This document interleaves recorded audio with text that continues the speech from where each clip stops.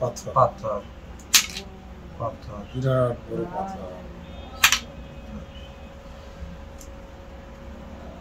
আসসালামু আলাইকুম, আমি ডাক্তার মুস্তাফিজুর রহমান। আমি আপনাদের যে পেশেন্ট 21 বছর বয়স, ওর আমি পিত্তথলির পাথরের ল্যাপারোস্কোপিক সার্জারি করলাম। আলহামদুলিল্লাহ অত্যন্ত সুন্দরভাবে শেষ করেছি। ঠিক আছে, যে অপারেশন করতে আমার মাত্র 10 মিনিট সময় লেগেছে এবং কোনো ব্লিডিং হয়নি। কিন্তু আপনাদের রোগীর যে ইতিহাস, প্রায় 1 বছর ধরে ওর পেটে ব্যথা। হ্যাঁ, 1 বছর ধরে পেটে ব্যথা, এবং দেখেন না, সেই 1 বছর ধরেই মাঝামাঝি ঔষধ খায়। কিন্তু সেই ব্যথা শুরু থেকেই যদি একটা আল্ট্রাসাউন্ড করে রোগটা শনাক্ত করে সার্জারিটা করে নেওয়া, খুব ছোট একটা সার্জারি, আপনি দেখলেন, আসলেন আর আমি করে দিই, তাহলে 1 বছর ধরে ওকে কষ্টে ভোগা লাগতো, তাই না?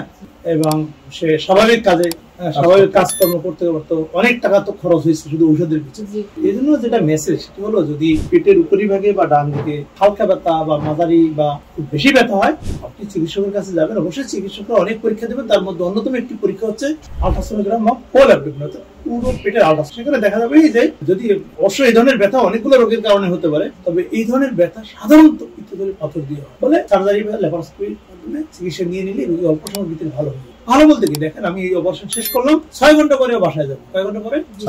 6 ঘন্টা পরে সে খাবারও খাওয়া শুরু করবে, এবং আগামী দিন থেকে সে বাসার হালকা কাজকর্ম করতে পারবে। তাহলে আমরা এবার একটু দেখবো যে আমরা ওর পিত্তথলিটা কেন অপারেশন করলাম বা কেন ওর এতদিন ধরে ব্যথা ছিল। আমরা তার আগে একটু বলতে চাই যে পিত্তথলিটা কি। পিত্তথলি এটা আমাদের পেটের ডান দিকে থাকে। ডান দিকে বড় একটা সলিড অর্গান, যেটাকে বলা হয় লিভার বা কলিজা, ঠিক তার সাথে নিচের দিকে এটা লাগানো থাকে, ঝুলতে থাকে। এই যেটা দেখছেন, এটা লিভারের সাথে লাগানো ছিল, আমি লিভার থেকে এটা আলাদা করেছি। কথা ক্লিয়ার? এখন লিভার গড়ে যে 1 লিটার পিত্ত রস তৈরি করে, 1 থেকে 1.5 লিটার, সেটি পিত্ত নালী হয়ে খাদ্য নালীতে যায় খাবার হজম করার। কিন্তু সেই রসটা সরাসরি না গিয়ে প্রথমে থলিতে যায়, কিছুক্ষণ অবস্থান করে, সেখানে কিছু মডিফিকেশন হয়। তারপরে আমরা যখন খাবার খাই, তখন একটা সংকেত বা সিগন্যাল পিত্তথলির কাছে যায়, তখন পিত্তথলি স্কুইজ করে রসটা আবার নালীর মাধ্যমে খাদ্য নালীতে পাঠায়। তাহলে প্রশ্ন আসতে পারে যে এই থলি ফেলে দিলে রসটা কোথায় থাকে? রস তৈরি কি পিত্তথলি করে? না, পিত্তথলি কোনো রস তৈরি করে না। রস তৈরি কে করে? লিভার বা কলিজা। সেটি তো আগের মতোই আছে। তাহলে আগের মতোই 1 থেকে 1.5 লিটার পিত্তরস এই রোগীর বা আপনাদের পেশেন্টের আবারও হবে। কিন্তু রসটা যে এখানে জমা থাকতো, সেটি জমা না থেকে সরাসরি পিত্ত নালী হয়ে খাদ্য নিতে, এবং পিত্ত নালী কিছুটা মডিফিকেশন হয় সার্জারির পরে, একটু ডাইলেট হয়, একটু মোটা হয়, হয়ে পিত্তথলির কাজটা করে। ও কিছু পিত্ত রস ধারণ করে রাখে, এবং যখন খাবার খায় তখন সিগন্যাল আসলে পিত্তনালী রসটা পাঠিয়ে। কথা ক্লিয়ার?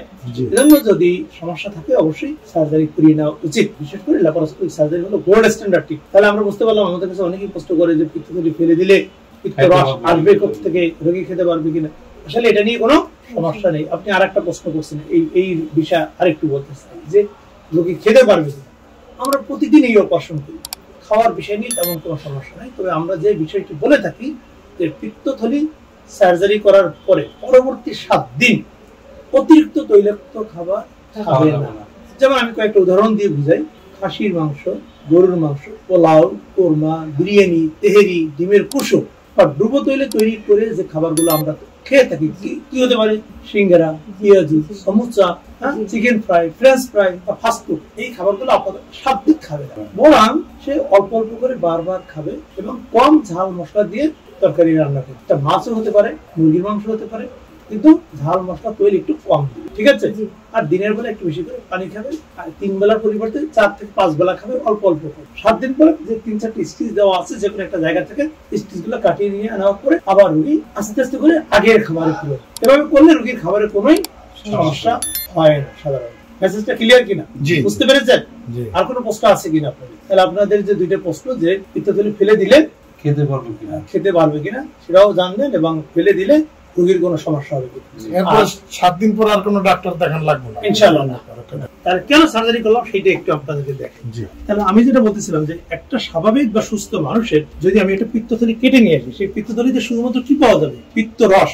কি পাওয়া যাবে? পিত্ত রস, মানে হলুদ রঙের পানি। কথায় বললে হলুদ রঙের পানি, আর কিছুই থাকবে না। আমি এই রাব্বির এখন পিত্তথলিটা একটু কাটবো, কাটতে পরে কি বের হয় আমরা দেখবো।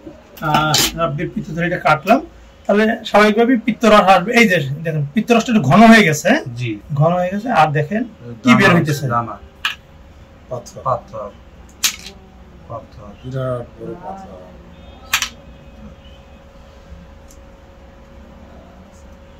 অনেক পাথর আছে, তাই না? এই ভিতরে পাথর ভরা। আমি কয়টা বের করবো, বেশি বের করে তো আর দেখানোর দরকার নেই। আপনাদেরকে বোঝানোর জন্য বললাম যে এই পাথরগুলোই তাকে এতদিন তার ব্যথার সমস্যা তৈরি করছে। দেখেন অনেক পাথর, তার ভিতরে কয়েকটা পাথর যদি আমি হাতে এনে দেখাই, তাহলে এই 1 বছর ধরে তার সমস্যাটা শুরু করছে। বাট এই পাথর কিন্তু 1 বছর না, পাথর হয়তো 2 বছর বা 3 বছর ধরে ছিল। প্রথম দিকে একটু অ্যাসিডিটি ছিল, একটু গ্যাস্ট্রিকের সমস্যা হতো, পরে তার ব্যথা দেখা দিল। তাহলে আমার মনে হয় বিষয়গুলো ক্লিয়ার হয়েছে। তাহলে আমরা 6 ঘন্টা পরে ছুটি দেবো, 6 ঘন্টা পরে সে জার্নিও করতে পারবে, যেহেতু ছোট সার্জারি, ল্যাপারোস্কোপিক সার্জারি, এবং বাসায় গিয়ে আগামী দিন থেকে হালকা ছোট যে কাজ, বাসার যে কাজগুলো সে করতে পারবে। অফিসিয়াল